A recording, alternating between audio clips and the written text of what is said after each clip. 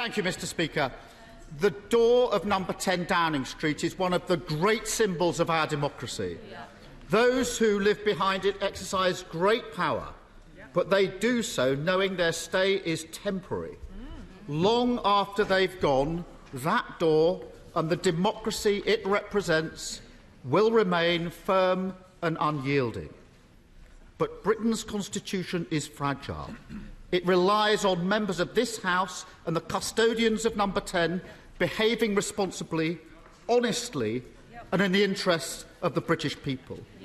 When our leaders fall short of these standards, this House has to act. For months, members opposite have asked the country to wait. First for the police investigation, which concluded that this Prime Minister is the first in our country's history to have broken the law in office. Then they asked the country to wait for the Sue Gray report. They need wait no longer. That report lays bare the rot that under this Prime Minister has spread in number 10, and it provides definitive proof of how those within the building treated the sacrifices of the British people with utter contempt.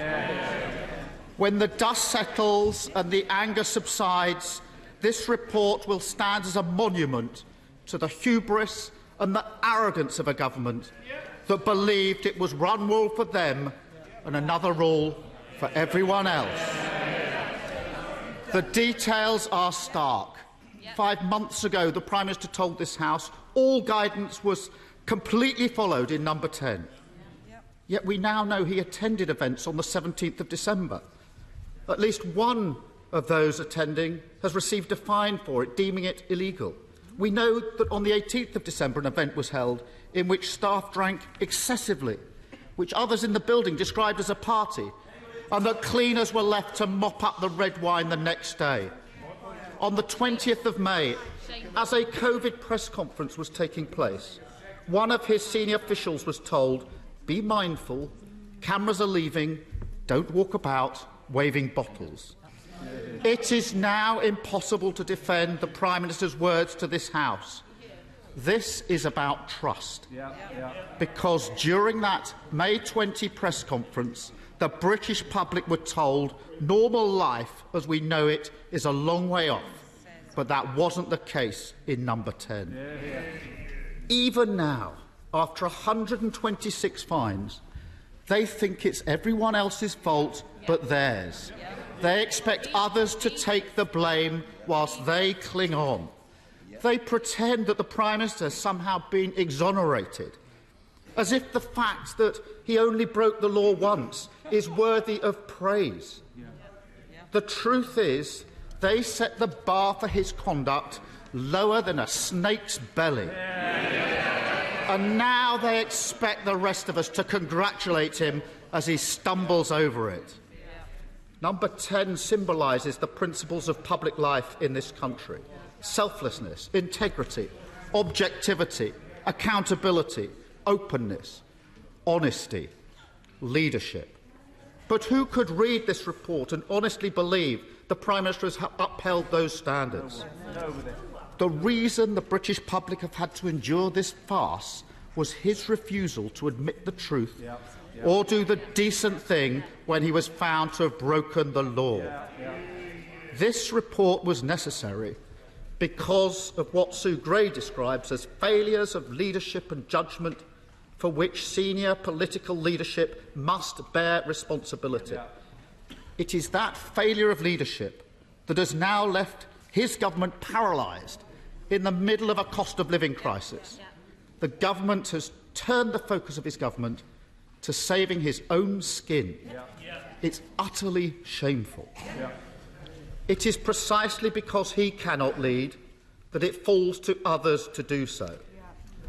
I've been clear what leadership looks like.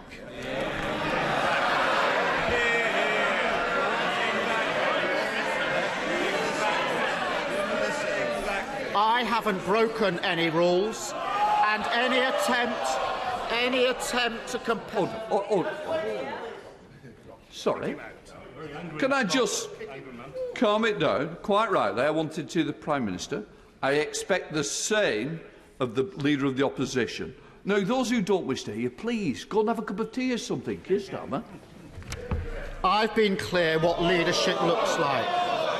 I haven't broken any rules, and any attempt to compare a perfectly legal takeaway while working to this catalogue of criminality looks even more ridiculous today. But, Mr. Speaker, if the police decide otherwise, I will do the decent thing and step down. The public need to know that not all politicians are the same. That not all politicians put themselves above their country. That honesty, integrity and accountability matter. Members on the opposite benches now also need to show leadership. This Prime Minister is steering the country in the wrong direction. They can hide in the back seat, eyes covered, praying for a miracle, or they can act. Stop this out-of-touch, out-of-control Prime Minister from driving Britain towards disaster. We waited for the Sue Gray report. The country can't wait any longer. The values symbolised by the door of number 10 must be restored. Members opposite must finally do their bit. They must tell the current inhabitant, their leader, that this has gone on too long. The game is up. You cannot be a lawmaker and a lawbreaker.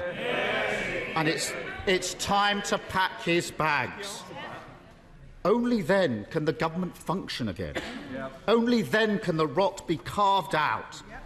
Only then can we restore the dignity of that great office and the democracy that it represents.